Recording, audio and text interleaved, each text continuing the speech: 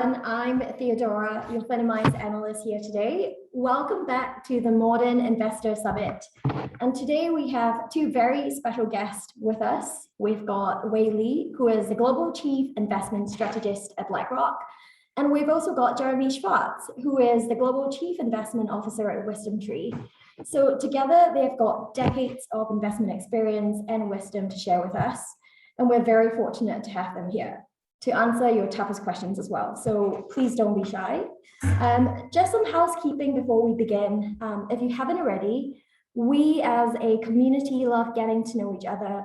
So please introduce yourself in the chat box with your name and where you're tuning in from.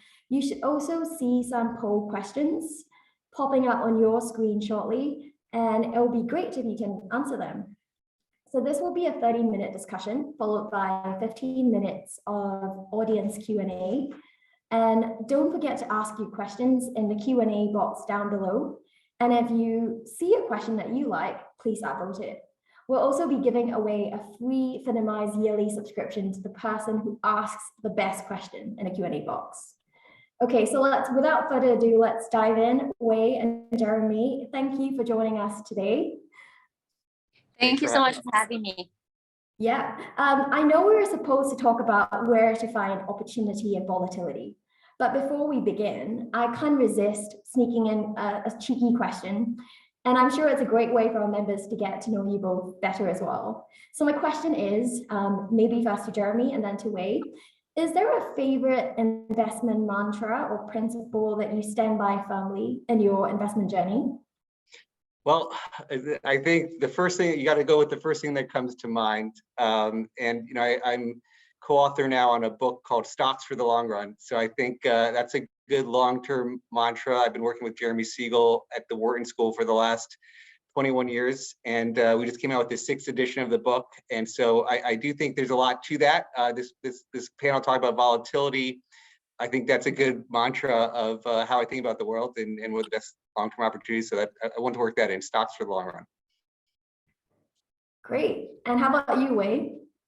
Well, I'm gonna say that Jeremy stole my line. I was gonna really really focus on this idea of staying invested, even when it feels scary and even when it feels counter intuitive, because over the long run, it is through staying invested, we can really benefit from the accrual and cumulative wonderful returns that stock market and bond markets can bring us.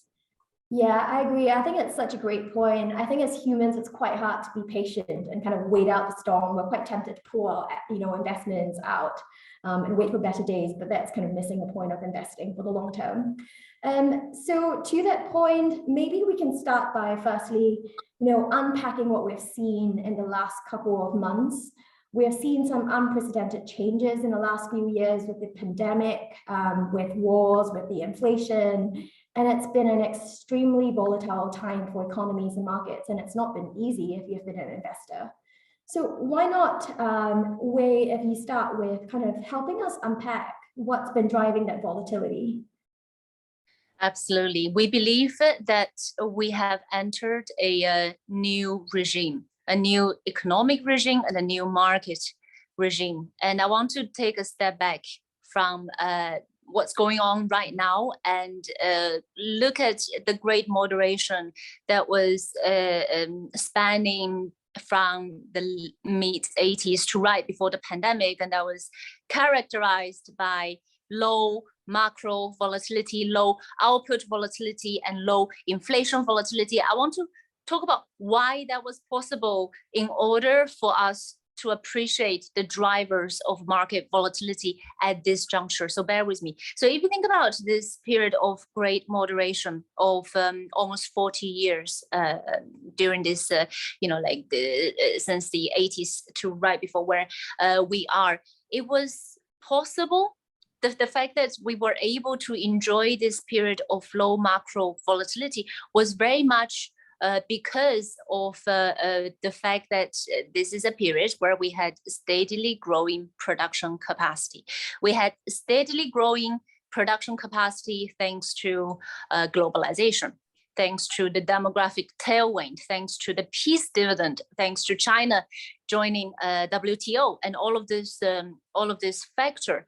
And because of that, economic cycles were very much shaped by demand. Economic cycles were shaped by demand in that excessive demand, excessive spending was leading to overheating of the economy, and a collapse in demand and a collapse in spending was leading to recession. And during this period, when economic cycles were shaped by demand, the role of central banks was somewhat, well, it was never easy, but it was a bit easier and a bit more straightforward in that central banks' interest rate tools, its monetary tools, were quite effective in addressing the demand side of the equation. Central bank tools were quite effective in mitigating the overheating of the economy and the recession by hiking rates and cutting rates appropriately. And that's why we were able to have those cycles characterized by low macro volatility. But that is fundamentally changing. That has fundamentally changed in that we're now in an environment shaped by supply. We're in an environment shaped by supply because of geopolitical fragmentation, because of the net zero transition. And certainly it has been exacerbated by the tragic war in Ukraine, as well as the pandemic, right? So thinking about the pandemic goods service rotation representing mismatches and supply shocks. So in an environment shaped by supply, central bank tools are not as effective in addressing the supply side of the equation. But of course, central banks, they can still say that in order to fight inflation, we're going to crush the interest rate sensitive parts of the economy, we're going to bring down inflation. But let me be very clear. The parts of the economy that are responsible for inflation are not the parts of the economy that are interest rate sensitive. So there's a mismatch here. And as a result of the drivers for the inflation that we're experiencing right now being different from the drivers for inflation in previous episodes during the Great Moderation, the trade-offs facing central banks are a lot tougher. They either decide to crush growth, bring down inflation, but in so doing, hurt equities, or they decide, wow, this is not the inflation that I can effectively bring down, so we're going to live with higher inflation, but it's going to hurt bonds because inflation premium goes up and term premium goes up. So you can see that there is a trade-off here, and depending on what central banks do, either equities could suffer or bonds would suffer. So the Goldilocks environment during the Great Moderation, whereby we actually had decade-long bull markets, joint bull markets in both equities and bonds. We believe that in this new regime, that's off the table, and that's what's driving this heightened volatility right now, because the trade-offs facing central banks are so much tougher, and markets have yet to appreciate that we're now in a new regime versus the Great Moderation. Wow, it all sounds like quite a lot to unpack, especially, when you're talking about how ineffective central bank policies are in tackling inflation. And so it sounds like it's going to be more volatile for some time. Jeremy, do you have any thoughts on that? And also, what do you think is driving volatility? Whether you think it will last into the new year as well? I mean, I agree basically with almost everything Wei Li said there. So I'll echo that. So excellent start there. If I were to just take it to one next level of next year and what I see happening and what we've been saying, I do think the Fed has created a lot of the problems actually, and part of the Fed not willing to admit that they created the problems is going to create more problems. And in terms of current things, so the Fed has not been willing to say that the money supply growth that they helped enable, you had a 40% M2 growth in the money supply, and all the academics, working with Siegel, he studied under Milton Friedman, inflation is everywhere, a monetary phenomenon. It takes time, and it's like not a surprise that inflation showed up 18 months after the explosion in the money supply, but the Fed keeps saying that the money supply has no correlation to inflation. Powell has said it, Loretta Mester has parroted what Powell has said. I just interviewed 2 Cleveland Fed people on my podcast last week. They also said no relation between money supply and inflation. Yet now the money supply is contracting. it's actually contracted over the last 7 months, and you actually want the money supply to grow around 5% a year, which is around 2.5% growth in money, 2.5% real growth in the economy, 5% money supply growth. So you have unprecedented contraction. We think inflation has really come down in a major way. They're using sort of official CPI in the US has 40% from housing. Who thinks housing is still going up? Only the core PCE thinks housing is still going up. The real world housing is coming down. Inflation, in our view, is no longer a problem. So in many ways, it may be more elevated than the 2% target, but that money supply is in the system. There's nothing they can do about it. And now you have the Fed, who's basically created the inflation, is saying we have wage growth that's a problem. Well, the wage workers trying to catch up to inflation. They're still lagging. They're negative real wage growth. The Fed should let the worker catch up. Don't punish the workers because they create the inflation. And so I do think the risk that the Fed doesn't get it, that they keep over tightening, that would be our key risk. We actually think they're going to pivot pretty, like a real pivot, not just going from 50 basis points, but pivoting to cutting. Siegel's out there with some aggressive views on how fast that's going to come, but he called the inflation to start. He's now calling the pivot. He thinks inflation's done. But if they don't get it, that's going to be that's going to be problematic. And so we don't think they should over tighten. We think inflation is in some ways on the retreat. Okay, so from what it sounds like, it doesn't seem like things are going to get resolved easily and quickly. So we're going to be in for some, like a roller coaster, depending on what the Fed does. If I were an investor, and I'm sure that's a question on many people's minds right now, how should I think about volatility? How does it impact me as, an investor? And potentially I'm thinking about how can I best position my portfolio for the next year in this kind of environment? Jeremy, do you want to kick off first? Well, I think if the issue is inflation, and Wei Li rightly pointed out, this was one of the trickiest years for, the 60-40 classic stock bonds. This was, usually bonds were a good hedge to stocks, but this was not the year. And the question is, will they return to being a good hedge, or do you need to find alternatives, other diversifiers? What are they? I do think the role of commodities should become increasingly important. If some of the supply issues that we're talking about is commodity related and energy prices feeds into everything, you have the energy transition, all those things that could feed higher structural inflation from geopolitics, all those issues.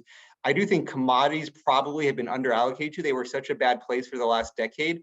I think people are largely underallocated to commodities, besides for gold, which is its own use case. And it's sort of, I think, a shame that gold has much bigger allocations in both Europe and the US compared to broad commodity strategies. I think the broad core commodity allocation could be a bigger role. But if you think the Fed is going to keep not getting it, they're going to keep tightening, sort of very short duration bonds is definitely a yield pickup. You have an inverted yield curve out to the long end. In the 2-year bond, you can get much higher yields than you did, 12 months ago. I mean, it's a night and day difference. And so if you're, say, taking advantage of it, that, how are you thinking about your cash? Are you keeping your cash in the bank? If you're keeping the cash in the bank, there's a lot better opportunities, and even better than money market funds in the ETFs that Wei and I both focus on. ETFs offer a very good focus for short-term, short duration assets. You get as low as 1 week duration with us. And we both sort of offer floating rate treasury strategies. Those are 1 week duration and over 4%. And so there's a lot of different ways to manage cash than through your banks that I think you can get better returns on. Great. And what do you think about this, Wei, in terms of the impact of volatility on the everyday investor? I would build on what Jeremy said, and I would also flag the fact that, well, actually the timing of this conference is excellent. We just released our 2023 year ahead outlook, and different from previous years where we would position one set of investment views and we would position them as, well, this is the set of investment views with a bit of tweaks that are expected to work for the entirety of the next year. Well, we can't say that anymore given these elevated levels of volatility. So we're actually releasing a new investment playbook to go with the new investment regime. So yes, of course, it matters the views that we have right now, and I can briefly speak to that. But it matters even more in terms of the response mechanism that we have built to get ready to change our views in a very dynamic way. Because one consequence of this new investment regime is that we need to adjust our portfolios, both tactical as well as strategic portfolios, a lot more dynamically. So thinking about this new investment playbook that we recently just released is basically made up of two assessments, two levers that we can pull. The first assessment is the risk budget process, our assessment of the prevalent market risk sentiment. So essentially, how much risk budget do we want to use when we want to construct a portfolio at this juncture? Currently, we are risk off, and we have been risk off for most part of this year. And it's off the back of the risk indicator that we have built in-house, pointing to risk off since February this year. But that is looking as though it's starting to turn, and we could turn risk on. And with additional risk budget, it would certainly have implication in terms of the specific exposures that we would like from a whole portfolio construction perspective. The second assessment of this new investment playbook is assessing the macro damage, as well as to what extent this damage is being priced in markets. So if you think about 2023, we are forecasting a recession in the US first half of the year. And then we believe the US economy will build on that and actually finish close to flat for the entirety of 2023. We're also forecasting higher inflation, similar to Jeremy, in that we do not believe the Fed is going to go all the way to crash the economy to bring down inflation to 2%, maybe 3% is the new 2%. So that being the case, we're going to live with structurally higher inflation versus the pre-pandemic period. And the combination of recession and higher inflation is a pretty difficult mix, right? So that being the case, how can we turn more positive given our starting point of risk off? Well, if markets are pricing all of this macro damage in the price levels of equities or credit spreads, for example, then even our macro assessment does not improve. And currently, we do not see a way for us to improve the current forecast for mild recession and inflation. But even if the macro assessment does not improve, if markets are pricing that in, then we do not need to be that negative in our risk stance. I would say, though, at the current juncture of S&P 500 hovering around 4,000 price levels, it's pricing in peak rate of 5%, which we agree with. It's also pricing in a pretty aggressive rate cut cycle starting mid next year, which we disagree with because of the elevated inflationary pressure. We do not believe this time round central banks can come to the rescue of the economy. So that's where we would lean against. And if you hold the price level constant, you hold the cash path constant, you can work backwards and understand how much earnings growth markets are pricing. Currently, US equity markets are pricing 8% EPS growth for 2023, which is an insane amount of earnings growth in the context of recession that we foresee coming, as well as margin coming under pressure because of higher funding cost, because of a higher labor cost, because of higher production cost and raw material cost and so on and so forth. So we would lean against the bear market rally because we believe actually this is a really mispricing the combination of recession and inflation that we see coming next year. So by this token, we're currently risk off, we're currently underweight developed market equities. Within developed market equities, we have a neutral allocation to Japanese equity market because of the still accommodative policy in Japan, but that will change as we head into April when Kuroda-san steps down. But right now, YCC, yield curve control, is still firmly in place. And within equities, we have a preference for emerging market equities over developed market equities at this juncture, but emerging market equity allocation is neutral rather than overweight. So you can see that our stance on equity is pretty modest, is pretty risk off. And similar to Jeremy, we actually see opportunities in fixed income, in particular front end of the curve. So if you look at high grade credit, we're adding to our overweight in high grade credit, funding that by taking profit on our local currency emerging market debt that has done really quite well. So we want to take profit. And then for high grade credit, you get paid like 6% without taking much credit risk, without taking duration risk. In our view, quality 6 is a perfect 10. As we wait to turn more positive on equity market, is a great place to kind of bunker down in. We also introduced a new investment bucket, investment line item in our asset allocation table, which is agency mortgages. We believe that the spread widening out is has presented interesting opportunities. Even though it's mortgages, it's not exposed to the underlying credit, the credit exposure to the underlying housing market, and it has low correlation with developed market equities, even in comparison with investment grade. So we also like agency mortgages as a modest overweight at this juncture. Fantastic. I'm just going to backtrack here a little bit, where you mentioned earlier about the Goldilocks environment. I'm sure many people will be interested if you could help us unpack for our listeners a little bit about what that means, and maybe kind of link this to our next question for both Jeremy and yourself is, you know, does this impact the way I invest? You know, whether I choose to be an active investor or if I choose to be a more passive investor? Yeah, so the Goldilocks environment was wonderful, right? It was really this last 40 years of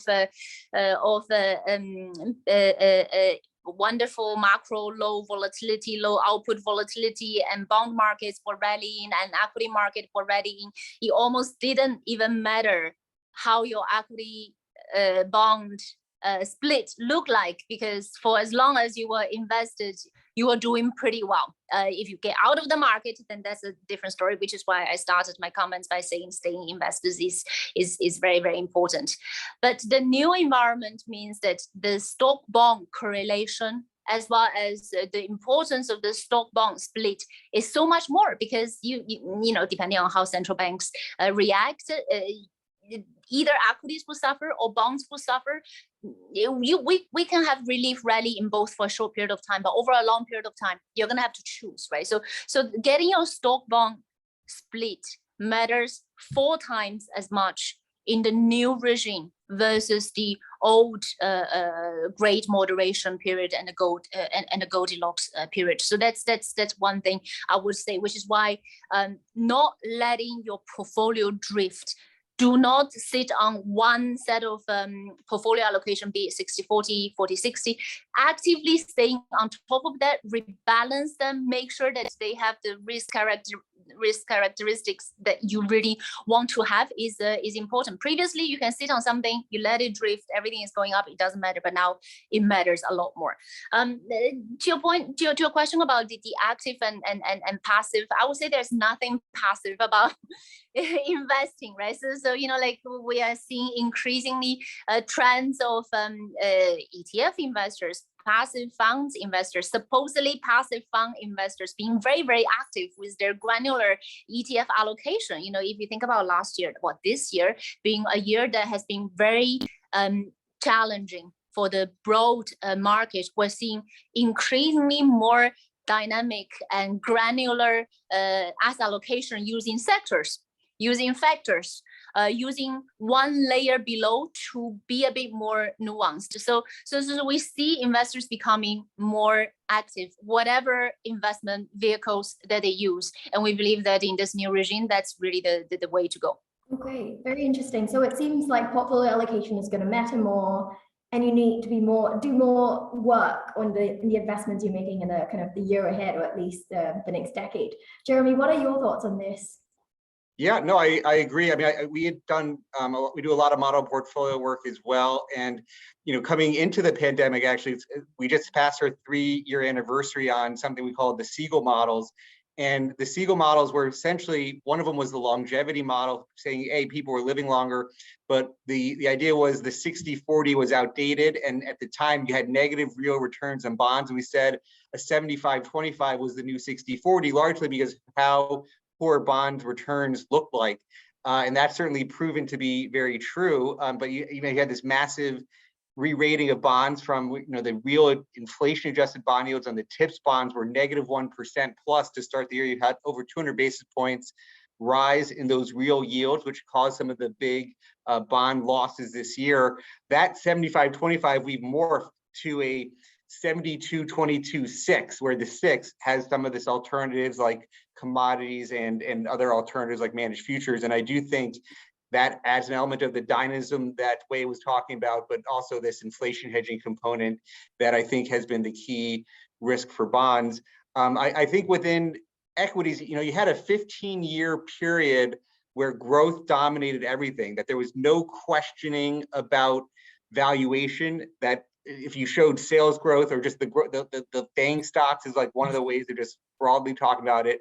And you've had a real massive rotation back towards value this year, but in particular, dividend-oriented, high cash flowing value. Like even within the value factors, high dividends have played particularly well. Even within quality stocks, if you focus on quality dividend stocks versus just quality stocks, that really matter, like to 1,000 basis point type differential between quality with dividends or just standard factor quality indexes. So I do think that cash flow matters, the unprofitability, where you had unprofitable tech leading the way for so long, focusing back on cash flows as going through this cycle and even next year with more of that recession uncertainty. I think that has been when dividend paying stocks, high quality dividend paying stocks has been a particular focus. And I think for where you are in the cycle, where you are in valuations, I think there are still some good opportunities there. Great. It sounds like you're both agreed upon, it's not time to take on so much risk now. Look for quality companies. Think properly about how your portfolio is allocated. And it brings me to my last question. What's the best strategy you would recommend to an investor with a 3 to 5 year investment horizon? Who would you like to start? Wait, why don't you start? Okay, I'm very happy to. I'm very happy to start. I would say at this juncture we're risk off, but with a longer term horizon, with the luxury of a longer time horizon, we're actually more risk on. We're actually more constructive in terms of what equities could deliver, but also in terms of what bonds could deliver. So just to contextualize that, tactically we're underweight developed market equities, but strategically over a 5 to 10 year horizon, which is how within BlackRock we define strategic horizon, we're overweight equities, right? So that's the first thing I would say. But secondly, as we look ahead to 2023, I talked about this new playbook, the different assessments that we make and the different scenarios. Currently, we're risk off, but the other scenarios in this new playbook all point to us becoming more positive on equities. So I would say with a high degree of confidence that we're going to turn more positive on risk assets and equities at some point in 2023. So I would actually advocate not being too defensive, because I do think that in a year where inflation will come down, even though it's going to settle at a higher level, where growth, yes, it will hit recession, but not a deep recession, and it will trough out. And also importantly, central banks are going to pause the very aggressive rate hike cycle. We're going to have a better risk environment in 2023 than 2022.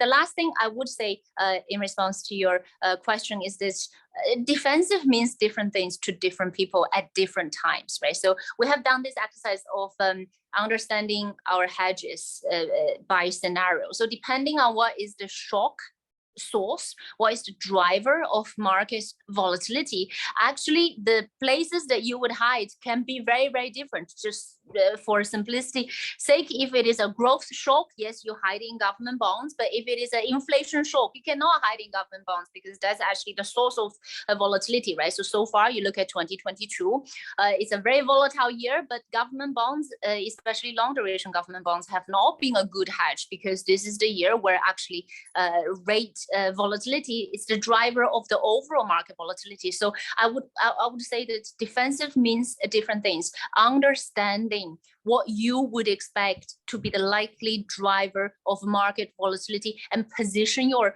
portfolios accordingly is key. And the last thing I will conclude the whole my whole remarks with is that we have been talking about this new playbook, which we're kind of building the whole year ahead outlook around. But also part of introducing the new playbook is pushing against the old playbook. So what is the old playbooks that we're pushing against? What are the characteristics of this old playbook that we're pushing against? Number one, automatically buy the dip, regardless of the macro environment. We have to assess the macro damage, understand how much of that is in the price before we even consider buying the dip. So this strategy after a global financial crisis that worked because of the pool of liquidity, lifting all boats, automatically buy the dip needs to be challenged. Second, automatically hiding in long duration bonds during a recession. So this recession playbook needs to be challenged because this time around, in our view, central banks are not coming to the rescue of the economy because they are actually engineering the recession themselves in order to fight inflation. So do not count on them cutting rates aggressively starting mid next year. That means long duration bonds are not going to be as effective as you would like it to be as a recession hedge. And the third aspect of this old playbook is applying a mean revert mentality when it comes to investing, right? Because we're talking about regime change, mean reverse, and say, okay, the underperformers last year is going to catch up the next year. That's too simplistic. Again, we have to understand the drivers of markets, of macro environment, and position accordingly. Great. And yeah, I think you made a very good point. You know, it's not just, oh, it's a volatile environment. It's finding out what is driving the volatility. So the source of the shock, as you mentioned, is very important because it determines what kind of assets you choose to hide in or to invest in. Jeremy, what are your thoughts on this before we move to Q&A? Yeah, I think the only place we found a lot of, well, I wouldn't say it's a lot of disagreement. I think the only place we've, where we are probably more earlier on, well, at least Professor Siegel, who I've worked with for 20 years, is more early on how aggressive he thinks the Fed will have to pivot. Just that we think that you can't take their words at face value. Like coming into this year, they didn't say they were going to hike all that much. Now they've hiked 500 basis points basically. So, or they plan to hike 500 basis points. So to say that they're going to hike and stay here for the foreseeable future, we don't trust anything they say, and they will come and move. And we actually think they're going to realize inflation is less of an issue. So we do see they could be kind of coming down sooner, probably, than the market says, and that they say. But I think for the 3 to 5 year outlook, one of the things that where we're adding in our model portfolios, and you might say, hey, if you're saying defensive, how would you think about adding small cap allocations? When I look at some of the small cap value allocations, particularly at Wisdom Tree, we have 3 different types of value orientations, some with dividend based, some with earnings based. They're all rebalancing like in the next week. And a preview of the valuations look like single digit multiples on some of these baskets. So you're talking 10% earnings yields. In a time when there's worries about the earnings for next year, when the sort of margin of safety built into a very low multiple, I think becomes ever more important. So we have added recently strategically to some of our small cap allocations, and that pairs with high dividends in large caps where you get that more defensive. Even that is 11 times earnings for some of the high dividend strategies that we have. That's a 9% earnings yield, a pretty high cushion. Even if rates were to stay elevated, the more that equity risk premium, so the earnings yield versus the real bond yield that we often look at, is very high when you have a 11 PE, 9% earnings yield. And so we like high dividends paired with small caps as part of that. I do think it's a more defensive equity allocation. High dividends is traditionally defensive. The high dividend ETF that we have this year in the US is up almost 10%. I mean, in a time when the market's down considerably, that has been more than defensive, and it's rebalancing, it's refreshing the valuations, and still, I think, very attractive valuations. Again, the small caps for some of the growth and also valuations, I think, are an interesting way there as well. Yeah, and I think to add on to that, very helpful, Jeremy, that dividend sustainability is super important as well. The cost of capital increasing, companies need to be able to not just sustain their current dividends, but hopefully grow them. Yes. So I'm afraid we haven't got, that's all the questions I've got for you now, but we've got many questions from our audience. And maybe with the first question, I can kick start it off with Wei. We've got a question from Ryan. And I'm going to combine this question with Damadeep's question. So Ryan's question is, which asset classes, sectors, industries do you see performing the best next year? I know you touched a little bit upon that, which is why Damadeep has actually kind of come up with the following question. He's asking, could you please explain how emerging markets fit into the risk-off strategy?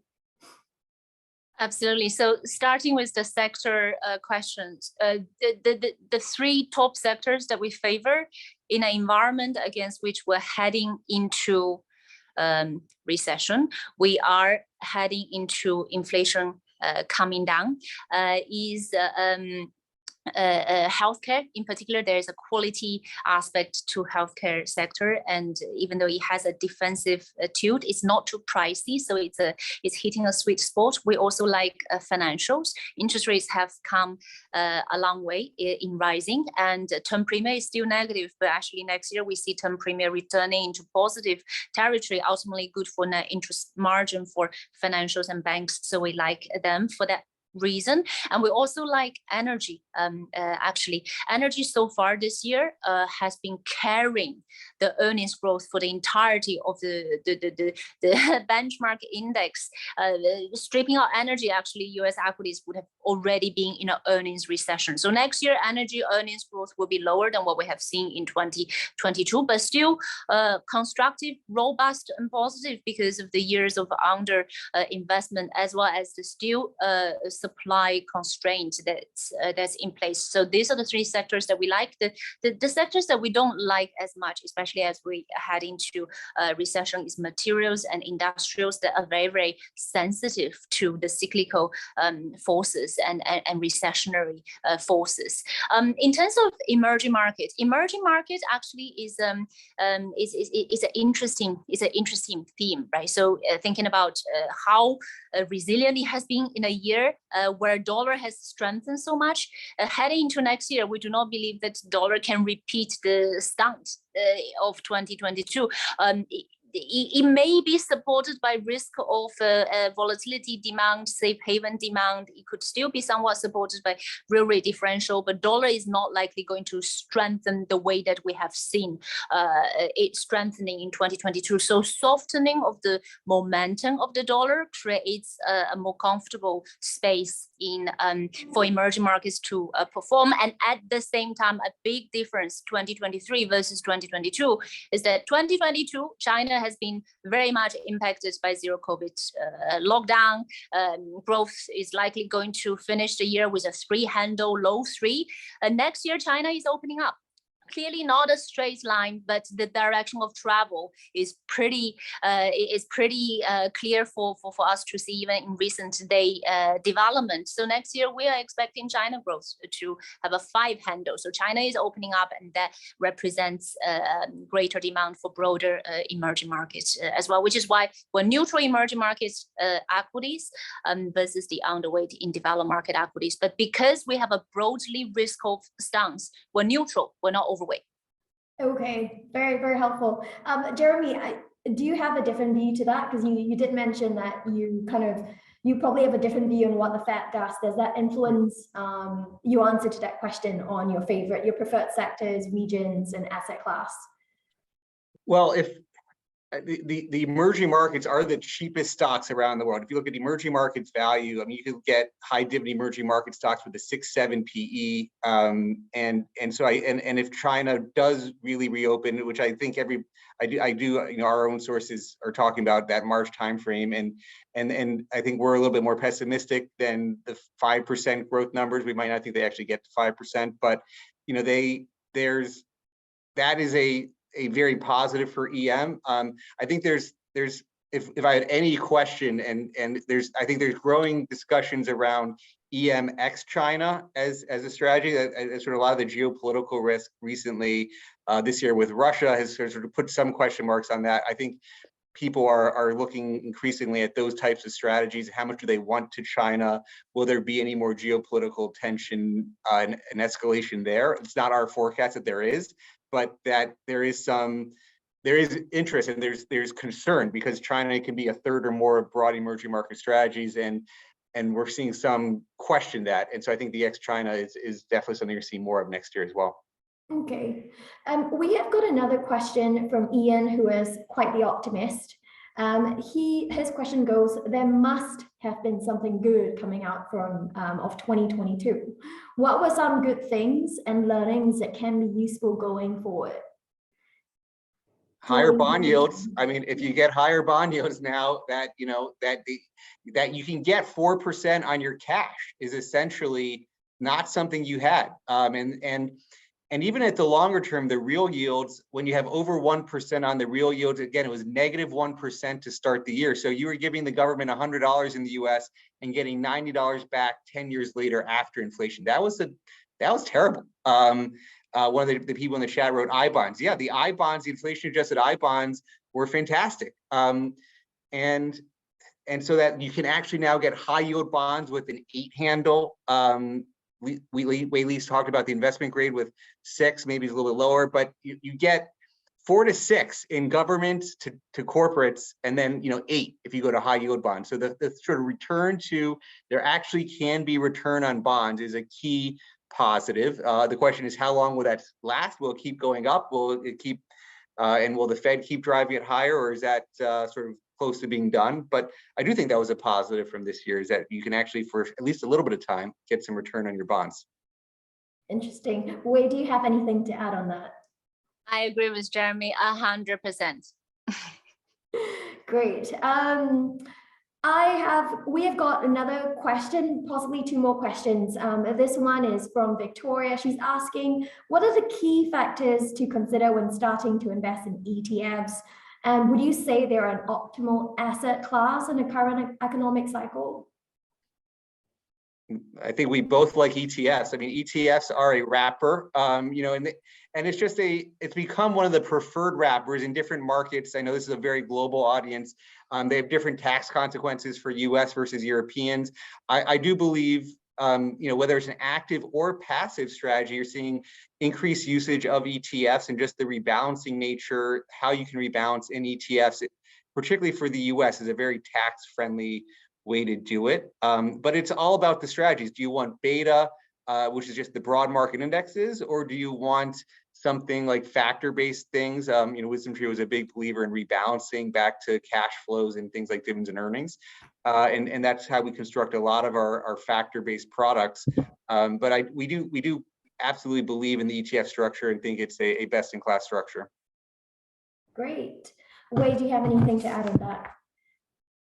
Maybe from a whole portfolio construction perspective, an ETF obviously comes as we think about implementation vehicle, but starting with your risk budget and then thinking about your capital market assumption, return forecast, covariance, correlation, all of that landing to the optimal model portfolio. So this is something Jeremy and I both talked about, model portfolios that best represent your mandate, your investment goal, and also your universe. And then ETFs are very convenient tools to bring that to life. Great. I suppose one last question that we have would be from Rob. He's asking if there are any specific investment strategies or ideologies that retail investors can implement for themselves that have actually proven effective for institutional investors, especially during heightened volatility.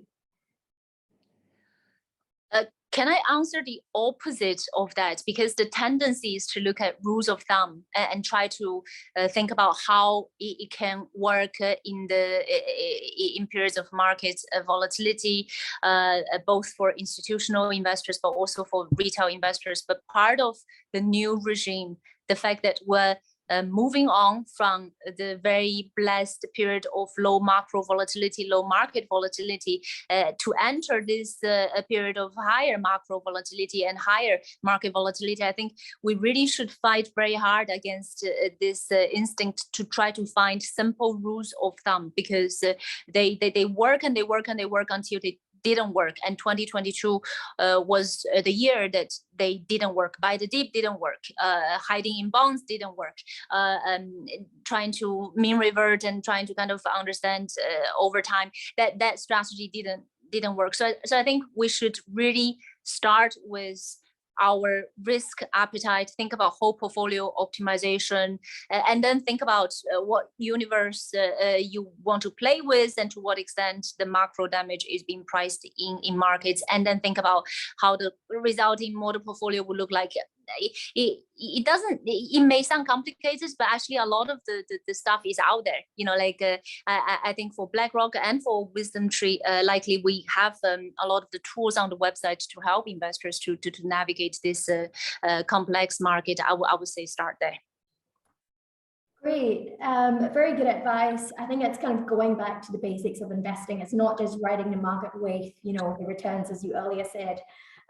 Just looking at the clock, I believe that's all the time that we've got. It's been such a pleasure to have you both, Wei and Jeremy, to join us today, and I've learned so much, and I'm sure our community has as well. So to everyone else, please stay tuned for the next session, which starts in 15 minutes, how to pick funds versus stocks, featuring Felicia Hyatman, who is the founder and CEO at Tillit.